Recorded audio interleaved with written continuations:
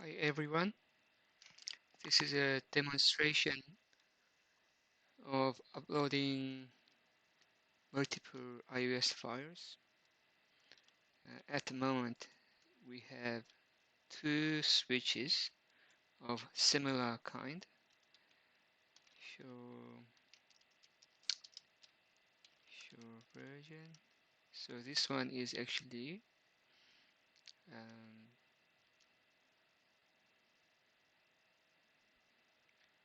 3560G with a 24TS and show ver. And this one is actually PS-S.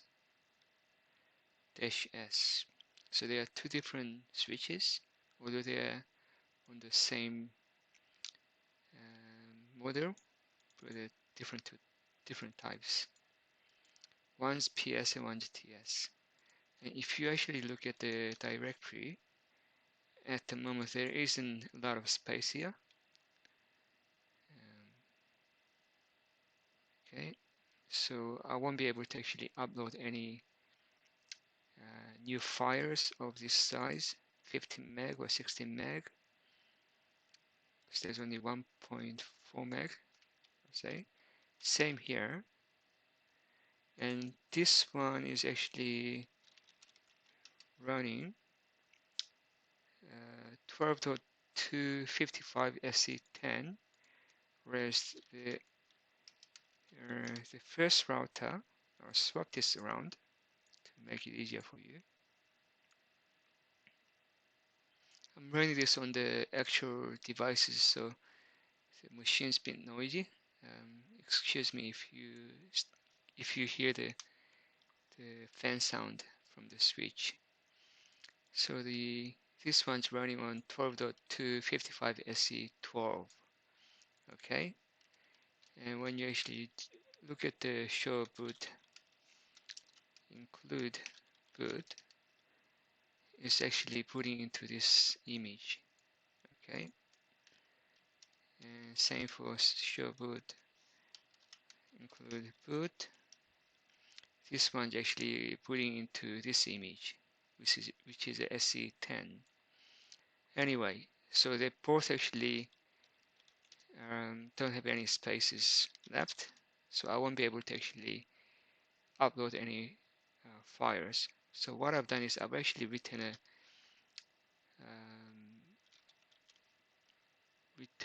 a YAML file to upload the files, but do the pre-check before we actually upload anything.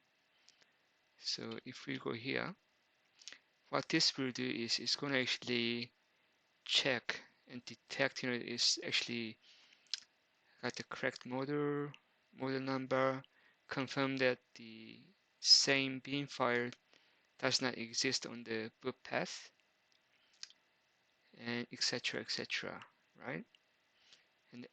And then also assess that the bin file is not already on there, also on the boot system as well. If everything actually passes, then it will calculate the actual file size, which is sitting on the FTP server location and the home directory of a Joe FTP share, and then you'll work out the actual file size. Okay, if there's not enough free space, it's going to complain that there's not enough free space. Then it's going to increase the SSH connection minutes. Then it will start copying using the copy FTP command, and it will reverse the SSH timer to 15 minutes and validate the file. But at this point, it should actually fail when we actually run the Ansible playbook. And let's see what sort of a failure we get. We should get the not enough space, because there's not enough space, for the new file. But before that, let me show you what the passkey keys actually looks like. I'm actually using this as the variable. Okay, it doesn't matter with the user ID and password here, because this is running on my lab, not in the production. So I can actually share this info, and you won't be able to actually use this anyway. So here, what I've done is I actually put the key password and key here for the FTP user, password, server, and the Ansible user and Ansible password. Okay, and I'm using this format, the YAML format, to actually differentiate between the 24 PS and 24 TS. So 20 PS, we actually look at this, match it, and then we actually look at this information. 24 TS, we actually look at this and then use the information here. So here, since this guy, right, is a PS, this one will be using this one. So what it's gonna do is it's gonna try to actually upload this file, whereas this one will be actually using this information, because this is a TS, as you can see. So it will use this information instead. So it's gonna go from show good. It's gonna go from SE10 to SE12, whereas this one, if I show you, this will downgrade from SE12 to SE10. So this is downgrading and this is upgrading. Okay, zigzag crisscross. Okay. But this one is showing you the uploading file part. So, and now quickly run the playbook and see what sort of errors that we encounter, or what I've actually designed in this application.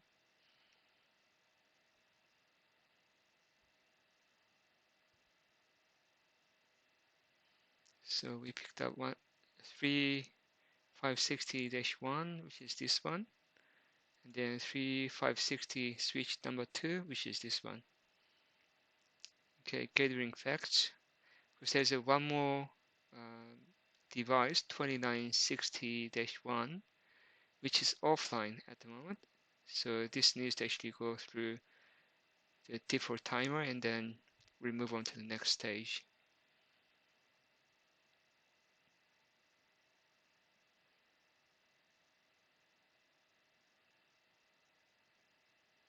So that one's failed, so that will be excluded automatically. And now we are checking the effects, and then everything looks good until the bin file is not actually already on the boot path. So what this means is that the SC10 is not actually in this path. For this one, SC12 is not actually in here. Okay, so now here we can actually press enter to continue, or Control C and then press A to abort operation. Since we're happy with this, I'm going to actually press enter to continue. Okay, now it looks like something came up, right? The new tar file already exists on the flash of this device. So the application actually detected that the new tar file exists on the this device. So if you look at here, this is the file that we are trying to actually upload. So it actually picked it up. And it's telling us that you don't have to upload this again, because this already exists on this device. Whereas this one, the 3560-2 has actually passed. So here what we're actually trying to upload SC12 and we only have SC10, so it actually has passed this stage, the validation. So now let's see if we can continue. So now we're not going to be actually working with this one. This has been fired, so we exclude this one. We don't need to actually work with this to save time. We're only working with this guy now. Okay. So now enter, goes through, and then now it's complaining. There is not enough space left on the device's flash, which is true. We don't have enough space. So in this case, what we need to do is we need to actually remove the tar file to make a free space. So let's quickly do that now. Yeah, delete flash tar, confirm. And I'm gonna do the same here. Okay, delete flash tar. Okay,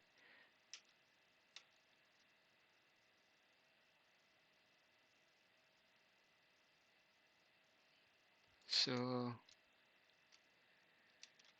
now we have enough space to upload a new file, because that should be 15 or 16 meg, and same for here. Okay, now let's upload the new iOS. So here we want to upload SC10.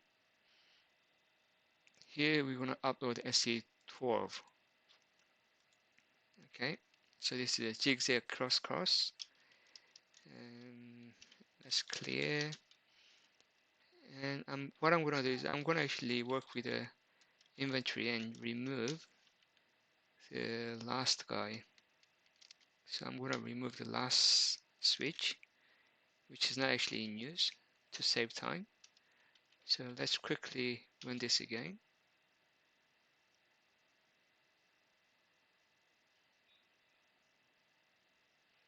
So everything went through, looking good. I want to continue. So all passed. So the tab file is not there. Everything looks good. And then we want to continue again. Looking good. Okay, so there's enough size. Flashing a free space. And then now we can upload the iOS. Okay, if you saw that just now, that's actually coming through. Turn on. Let's see. Okay, so it's getting uploaded here already. So that's actually on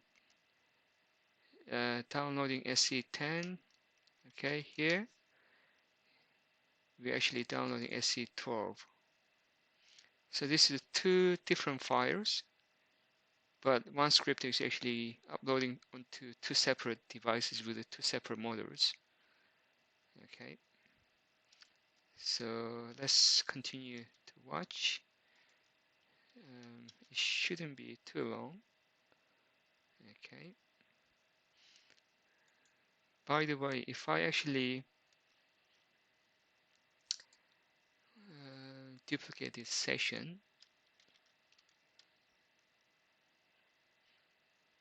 quickly show you where the file actually sits.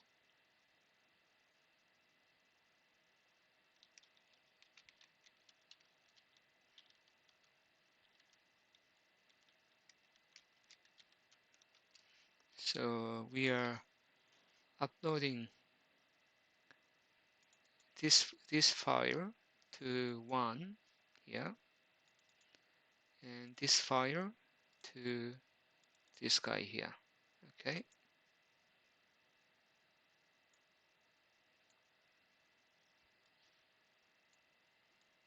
So it shouldn't be too long before this actually completes. I'm gonna quickly show you the file again.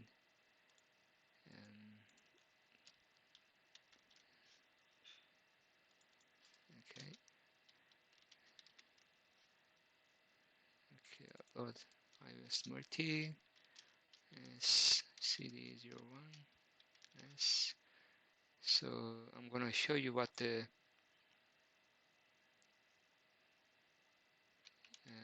passkey YAML file looks like. As you can see, we're using this one for that guy, this guy, and this one for the guy on the top for SC10 with different information, different model, different information, different model. Okay, so one's actually already finished. So if we actually go dir, that's already finished uploading SC10. Now this one's a little bit slower, but we should be there in the next few minutes, maybe 2 more minutes. So after that, what we can do is we can actually trigger the reload. But before that, we have to actually use the archive command. Okay, we have to use the archive download the software overwrite command, and then after that, we need to actually trigger reload. Okay.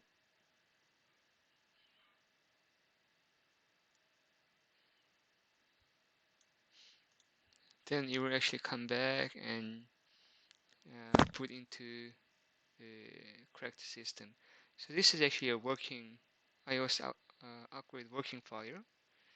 But basically, you can make a separate tools out of it. Okay. So a couple more minutes. This demo will actually complete. So after this, we will actually do the validation of the MD5 check using that value that we provided here. So the tar MD5 file will be used, and this will be also used.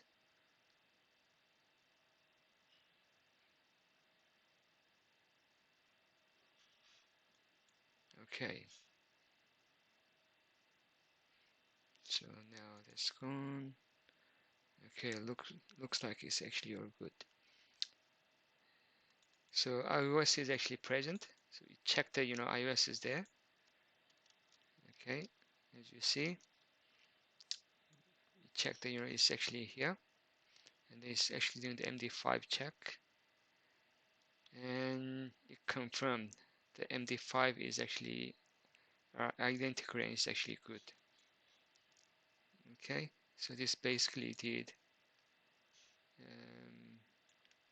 this year. So on the 2.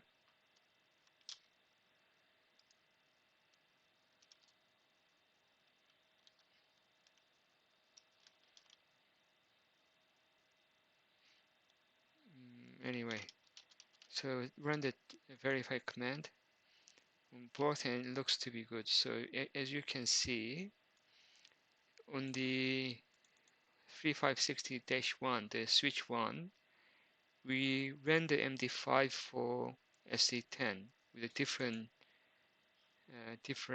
MD5 value, and here we ran the MD5 check on the SC12 with a different MD5 value from the variable firewall the passkey file, and they actually passed, and they look all good.